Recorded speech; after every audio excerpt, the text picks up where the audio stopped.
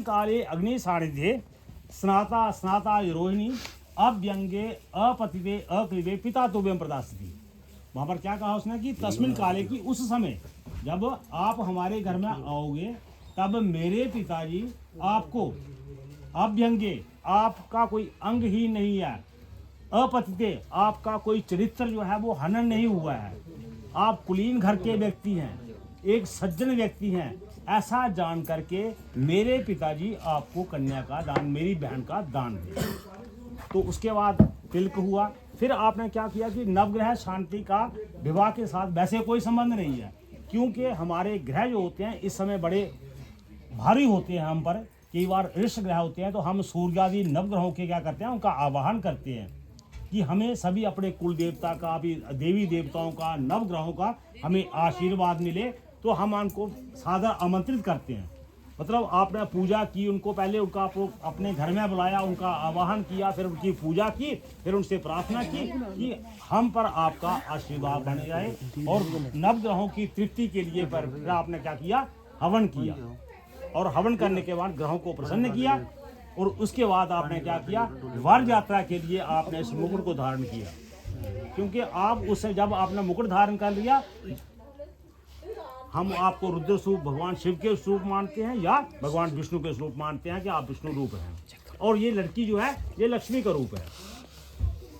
तो जब आप फिर वर यात्रा के लिए आइए, फिर आपने ये तलवार क्यों ली, मुकुट क्यों लिया, ये एक प्रतीकात्मक है। क्योंकि पहले रास्ते में जब वर यात्रा जाती थी तो हमले इत्यादि होते थे, डाकू लूट लेते थे, इसलिए शस्त्र हमारे साथ होते थे, इसलिए वो एक प्रतीक है। शस्त्र हमारे हाथ में है, आप राजा के रूप में हो, विष्णु भगवान के रूप में, इसलिए शस्त्रों से सुसज्जित हैं, और वर यात्रा लेकर के आप इस घर में आए।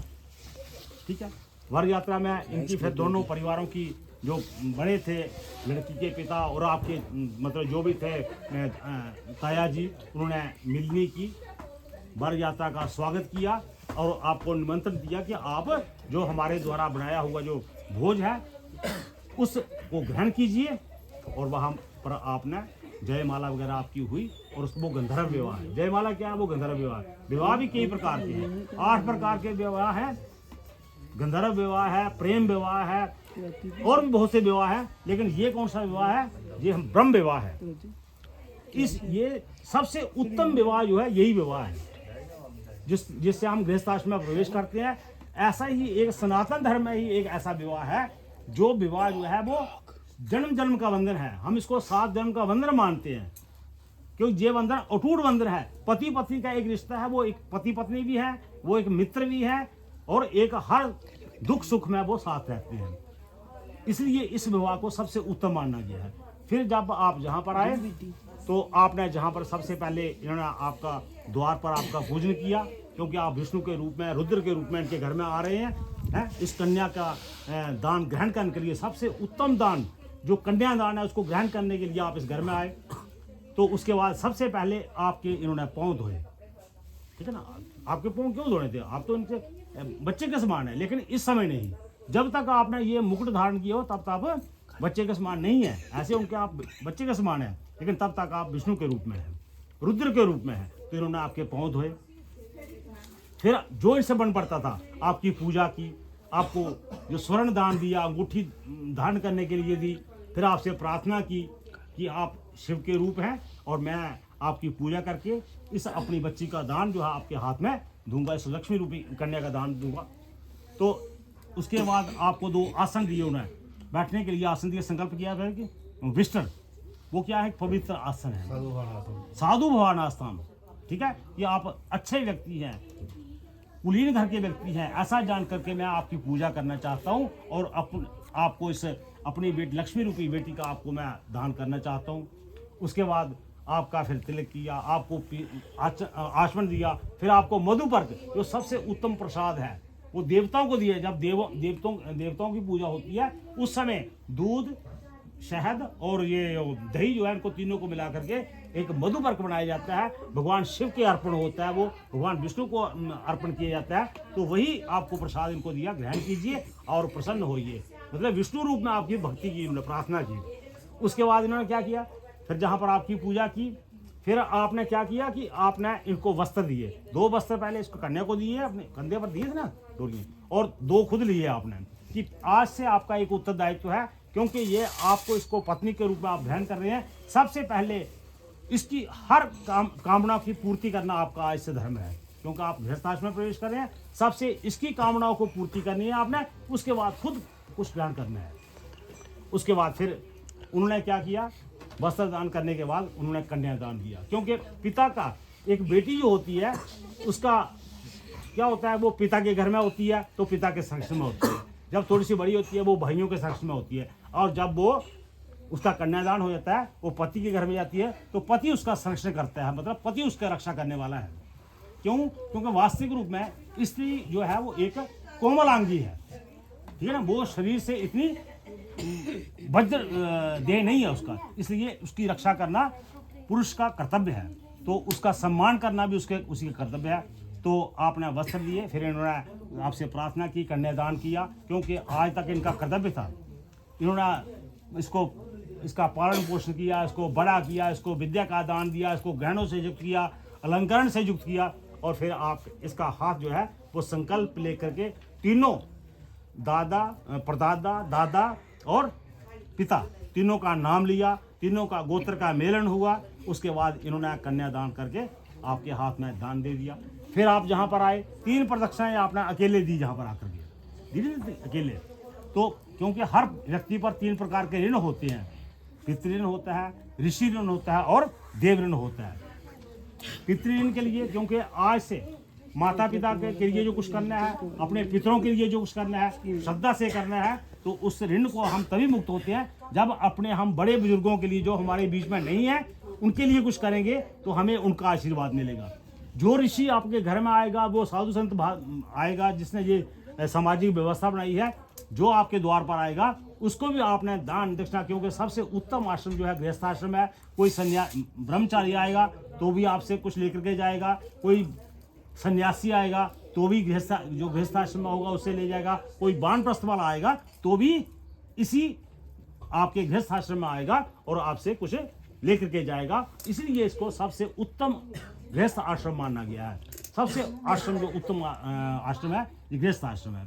फिर जहाँ पर आपने कन्यादान ग्रहण करके 3 परिक्रमा है, तीनों परिक्रमाओं से कि माता पिता की सेवा भी करनी है, अपने जो परिवारजन है उनकी भी सेवा करनी है, ऋषियों का भी सम्मान करना है और देवताओं की भी पूजा करनी है, ताकि हमारा परिवार जो है वो सुख समृद्धि से आगे बढ़ता रहे और उनका आशीर्वाद हम पर बना रहे। फिर आपने इन फुलियों का हवन किया जहाँ पर, ठीक है, तो फुलियों का हवन क्यों किया? जैसे ध्रुवा होती है, लड़की जो होती है कि यह फुलियाँ जो है वो आशीर्वाद देती है कि इसका विवाह के क्या संबंध है, कि वो अपने परिवार के लिए जो आने वाला जो पिछला परिवार है लड़की का, उसको कि वो इन्हीं मैं खुद जो है वो इन खिलों की तरह रहूंगी, इस घर को छोड़ करके उस घर में जाऊंगी, लेकिन मेरे दोनों परिवार जो है इसी तरह इन फुलियों की तरह हंसते रहें, खेलते रहें और परिवार आगे बढ़ते रहें। मैं सबको यही आशीर्वाद इन फुलियों के माध्यम से वो आशीर्वाद देती है। उसके बाद फिर जहाँ पर आपने एक परिक्रमा जो है आपने 3 परिक्रमा लड़की ने आगे दी और एक आपने बाद में दी, तो वो कहते हैं कि मैं तुम्हारी हर बात को मानूंगा, तुम्हारी हर बात को मैं मानूंगा और तुम्हें आगे लेकर के चलूंगा। लेकिन क्योंकि संसार में 3 हट माने हुए हैं, स्त्री हट होता है, बाल हट होता है और राज हट होता है, कि जब तुम स्त्री हट पर आओगी उस समय मैं तेरी बात नहीं मानूंगा, क्योंकि तुम्हें सही रास्ते पर सही मार्ग दिखाना भी मेरा कर्तव्य होगा। इसलिए उस समय मैं तुम्हें सही मार्ग दिखाते हुए अपने मार्ग पर आगे बढ़ता जाऊंगा, ठीक है। उसके बाद फिर आपने जहाँ पर पाँव भी धोए थे कि हमारा जीवन जो कि पति पत्नी के रूप में हम जैसे ये शिला है, हर दुख सुख में हम साथ रहेंगे, इस शिला की तरह हम हर निर्णय को साथ लेकर के चलेंगे और अपने परिवार को आगे बढ़ाएंगे। फिर उसके बाद आपने क्या किया कि जहाँ पर ये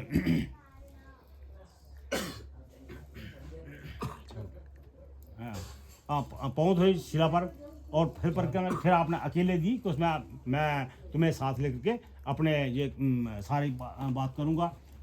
और उसके बाद जहाँ पर कि दुर्बा की तरह हमारा परिवार जो है, जिस प्रकार एक दुर्बा लगाई जाती है तो परिवार आगे बढ़ते जाते हैं, इसी प्रकार हमारे दोनों परिवार जो है वो आगे बढ़े। और उसके बाद अपने जब ये बेटी आई थी तो इसने क्या किया था, सबसे पहले गौरी हरिहर पूजन किया था कि माँ पार्वती का पूजन मैं क्यों करूँगी, क्योंकि अपने पति की दीर्घायु के लिए, पति की सुख समृद्धि के लिए, क्योंकि भगवान शिव ने ये पार्वती को आशीर्वाद दिया हुआ है कि जो स्त्री मेरी तेरी पूजा करेगी उसके पति को कोई कष्ट नहीं होगा, वो हमेशा दीर्घायु होगा। तो आपने कहा कि मैं आपके सुख के लिए, आपकी समृद्धि के लिए, आपकी दीर्घायु के लिए हमेशा माता गौरी का आराधना करूंगी, उनकी पूजा करूंगी, जिससे आपके आप जो है जीवन जो है वो सुखमय हो। उसके बाद फिर बात ये हो गई कि हमने ये विवाह की बातें हैं। उसके बाद है 7 शर्तें हैं, क्योंकि आप बड़े हो, पहले छोटे बच्चों की ये बातें बताई जाती थी, लेकिन आज वैसी स्थिति नहीं है। आज पति पत्नी जो है एक मित्र के रूप में है, फिर भी कुछ बातें ऐसी होती हैं कि हमें समाज में जब रहना होता है तो उन बातों का ध्यान रखना पड़ता है।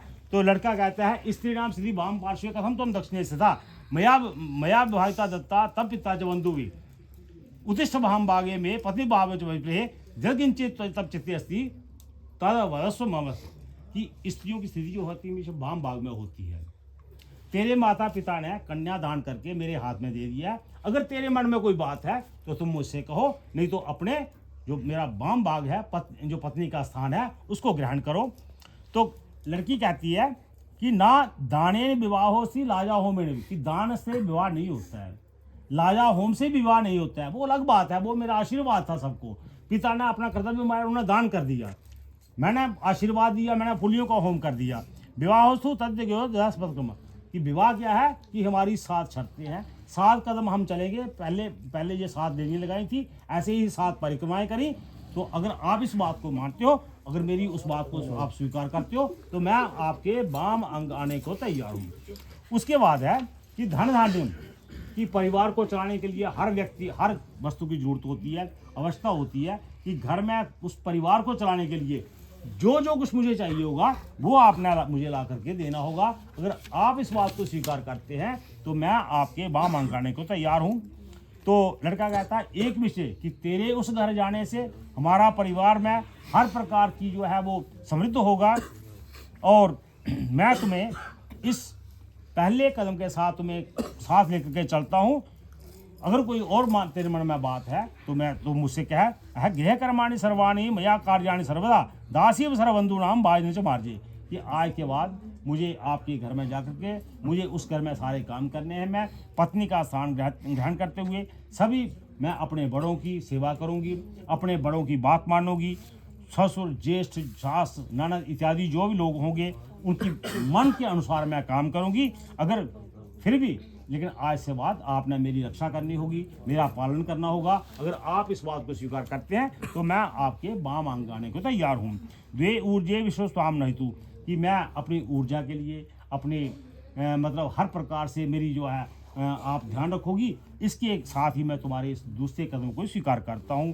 तृतीय है कि तीसरे कदम में लड़की कहती है कि पालिता हम सुख दुखे न माता पिता जबंधुवी, कि मेरे माता पिता ने मुझे बड़े दुखों से पाला है, तेरे भी दत्ता, लेकिन आज उन्होंने हाथ में जल लेकर के मेरा हाथ जो आपका हाथ में दे दिया है, पुरोहितम जो गुरु स्वर्गे, अभी आज सभी बंधु सभी जो है मेरे रिश्तेदार जो है आपके सामने, मेरा गोत्र भी परिवर्तित हो गया है, मेरी जाति भी आपके साथ मिल गई है।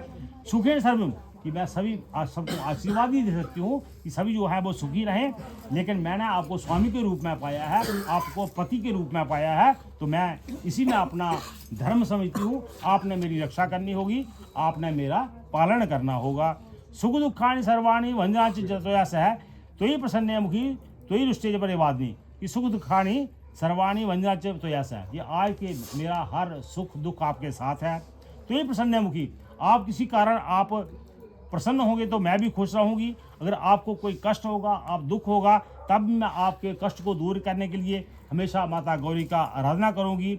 मैंने आपको स्वामी के रूप में पाया है, पति के रूप में पाया है, इसलिए मैं आपको पति के रूप में पा करके बहुत नाथवती हुई हूँ। लेकिन आज से यही मेरी प्रार्थना है कि आपने मेरी रक्षा करनी है, मेरा पालन करना है। अगर आप इस बात को स्वीकार करते हैं तो मैं आपके वाम अंग आने को तैयार हूँ। अगले वाक्य में फिर लड़का कहता है कि विष्णु रूप, मैं सुख की वृद्धि के लिए तेरे इस वचन को स्वीकार करता हूँ। मेरे घर में तुम्हारे लक्ष्मी रूप में आने से हमारा घर जो है वह समृद्ध होगा, लक्ष्मी से धन धन से परिपूर्ण होगा और सुखमय होगा। इसलिए मैं तेरे इस वाक्य को स्वीकार करता हूँ। अगले वाक्य में फिर लड़की कहती है कुटुंबम पारणीयम चो, तो यह जवाब कि आज के बाद आपने गृहस्थ आश्रम को प्रवेश किया है। आज तक आप पर कोई उत्तरदायित्व नहीं था, लेकिन आज के बाद आपके पास बहुत से उत्तरदायित्व होंगे। आपने कुटुंब का पालन करना है, सभी का ध्यान करना है, अपने संबंधियों का ध्यान करना है। उस घर को चलाने के लिए मुझे जिस चीज़ की आवश्यकता होगी वो आपने ला करके देनी होगी। मेरी आपसे हमेशा प्रार्थना होगी, मैं गुस्से से कोई कार्य आपके साथ नहीं करूंगी। अगर आप इस बात की स्वीकार करते हैं तो मैं आपके बाँ मंगाने को तैयार हूँ। तो मतलब यही बातें हैं कि जो बातें मतलब आपने जो है वो इसके अनुसार चलना है कि आपने हमेशा प्रार्थना करनी है और उस घर को सुख समृद्धि से चलाना है। तो पंच पशुभ्य प्रसन्नस्तु कि सर्वे बंधु जना स्वामी ने भवतो दास्तां को, आज के बाद मेरे माता पिता भाई बहन जो है वो आपकी हर बात मानने को तैयार हैं। जल पात्र कंकड़ाभ्याम, उन्हें बड़े प्रेम पूर्वक के जल हाथ में लेकर के मेरा हाथ आपके हाथ में दे दिया है। तो या कदापि नो वाच्यम तब किम दत्तम तब बंधुवी, कि आपने, क्योंकि जिस व्यक्ति ने अपने बेटी को आपके हाथ में दे दिया है तो उसने कोई किसी किस्म की कमी नहीं रखी होगी। लेकिन कहीं, क्योंकि आप जिस घर में दो व्यक्ति रहते हैं, जहाँ पर दो घड़े रहते हैं, वो भी टकराते हैं, तो हमारा जो किसी कारणवश मुझसे कोई गलती भी हो जाए, त्रुटि भी हो जाए, तो कोई ऐसी बात नहीं कहनी है कि तेरे माता पिता ने मुझे क्या दिया है, तो मुझे उससे बड़ा दुख होगा। क्योंकि जो व्यक्ति अपनी बेटी का जो है वो दान करता है, वो अपने से सब कुछ करता है। वृत्यापराधम क्षणतव्यम स्वामिनम, कि मैंने आपको स्वामी के रूप में पाया है, कभी मैं गलती भी कर दूं तो उस गलती को नजरअंदाज करते हुए मुझे हमेशा क्षमा करना है। इस बार अगर मेरी बात स्वीकार करते हैं तो मैं आपको अपने पति के रूप में आपके बाम को स्वीकार करती हूँ। तो उसके बाद फिर कहता है, लड़का कहता है खड़ खड़ विश्वस्ताम रहती हूँ, कि जिस प्रकार से 6 प्रकार की ऋतुएँ होती हैं, हर प्रकार का हर ऋतु का अपना महत्व होता है, इसी प्रकार से हम ऋतु के अनुसार जो है वो मुझे हर प्रकार से मेरा घर समृद्ध होगा, हर प्रकार का सुख संपदा मिलेगी। उसी प्रकार से हमारा जीवन भी ऋतुओं के अनुसार सुखमय होगा। तो मैं तुम्हारे इस कदम के साथ तुम्हें अपने छठे वाक्य को स्वीकार करता हूँ। होमे यज्ञ विवाहे च कन्या दाने मकृते अंतरम ग्रंथिमादाय भेदंगम अस्थिता अर्धपुण्यम गृह्णामि न त्वं पापाग्नि, कि उस घर को चलाने के लिए मुझसे कुछ पाप भी होंगे, लेकिन होम यज्ञ, जब आप कोई होम करेंगे, यज्ञ करेंगे या कोई कन्यादान करेंगे, उस समय में जो आधा भाग होगा उस पुण्य का मैं पूरा भाग ग्रहण करूंगी। लेकिन घर को चलाने के लिए मुझसे जो पाप होगा उसका मैं जो है उसको आपने लेना होगा। अगर इस बात को स्वीकार करते हैं तो मैं आपके वाम अंग आने को तैयार हूँ। तो फिर आप कहते हो कि हम सिर्फ पति पत्नी नहीं है, हम एक मित्र की तरह रहेंगे। और क्योंकि कुछ ऐसी बातें होती हैं जो और किसी से नहीं की, वो पति पत्नी भी आपस में सुख दुख को संभालते हैं, हर प्रकार के निर्णय करते हैं, तो हम एक मित्र की तरह भी उस गाड़ी को चलाएंगे। जैसे जीवन रूपी गाड़ी को चलाने के लिए गाड़ी को चलाने के लिए पहियों की जरूरत है, ऐसी पति पत्नी भी इस जीवन रूपी गाड़ी के 2 पहिए हैं, जो एक भी कमी आने पर वो ठीक से गाड़ी नहीं चल पाती है। इसलिए हम गृहस्थ रूपी गाड़ी को चलाने के लिए हम हमेशा साथ रहेंगे, उन हर दुख को साथ निभाएंगे। तो इस प्रकार से मैं तुम्हारे इस वाक्य को स्वीकार करता हूँ। तो आप कहते हो कि मैं ठीक है, तुम्हारी बातों को सभी को स्वीकार करता हूँ, लेकिन कुछ मेरी भी बातें हैं। क्योंकि आपने एक बात का ध्यान रखना है कि कभी भी इस घर की बात उस घर में नहीं करनी है, उस घर की बात इस घर में नहीं करनी है। इससे दोनों परिवारों के संबंध बिगड़ सकते हैं। इसलिए आपने कहीं भी घर से कहीं जाना होगा तो घर वालों बड़ों को पूछ करके जाना होगा। इससे बड़ों का सम्मान भी बना रहेगा, बड़ों का आशीर्वाद भी हम पर रहेगा और घर में कोई क्लेश भी नहीं होगा। अगर तुम मेरी इस बात को स्वीकार करती हो, मैं तुम्हें अपने पत्नी के रूप में स्वीकार करता हूँ और पत्नी का स्थान देते हुए तुम्हें अपने जीवन रूपी गाड़ी को आगे चलाने के लिए मैं भगवान से प्रार्थना करता हूँ कि हमारा ऐसा ही जीवन जो है वो सुखमय बना रहे। ओम मंगलम भगवान विष्णु मंगलम गर्दया मंगलम पुंडरीकाक्षराय मंगलम तनो हरि ओम हरि ओम।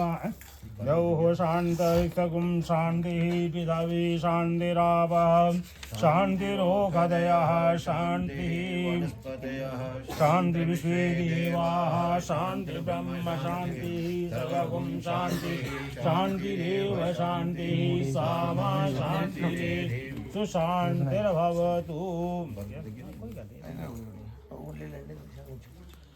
कड्डे उठ दे संदूर। अच्छा उठो। इसको आप इसको समझा रहे हो ना, अब क्यों अब ये बात ये हंसने वाली बात नहीं है, क्योंकि पहले छोटे बच्चे होते थे उनको पता नहीं होता था तो कोई बात है कैसे करनी है, तो इसलिए उनको समझाया जाता था कि जब तुम ससुराल में जाओगी, आज तो बच्चे समझदार हैं, पढ़े हुए हैं, उनको सब पता है कि हमें कैसे व्यवहार करना है। लेकिन फिर भी क्योंकि जब उसमें कई बार होता है वो क्या होता है कि आप ठीक नहीं चलाओगे तो उसका कोई दोष नहीं है, घर में चलाना है आपने है, आप जैसे उसको चलाओगे वो वैसे चलेगी, ठीक है ना। तो मतलब आप जैसे उसको उस घर में लेकर के जाओगे, जैसे उसको बताओगे कि ये कौन है, संबंधियों के साथ कैसा बर्ताव करना है, उनको साथ कैसे रहना है, तो ये आपने ही बताना है, ठीक है।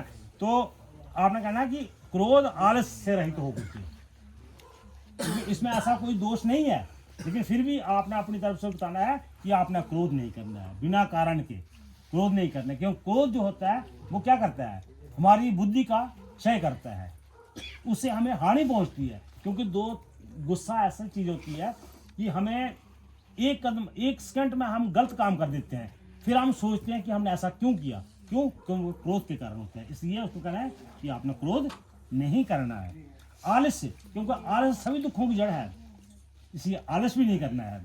और क्या है, मेरे माता पिता भगनिका, मेरी बहन, मेरी माता, मेरे पिता, मेरे संबंधी सबका आदर करना है, क्योंकि ये बात आपने सिखानी है।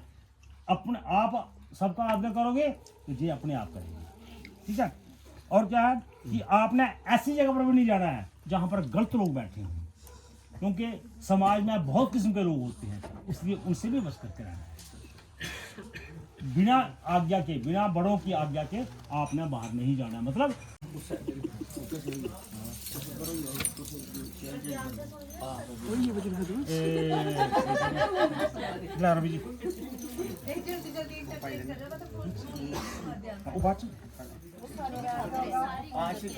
इससे पहला नहीं करना।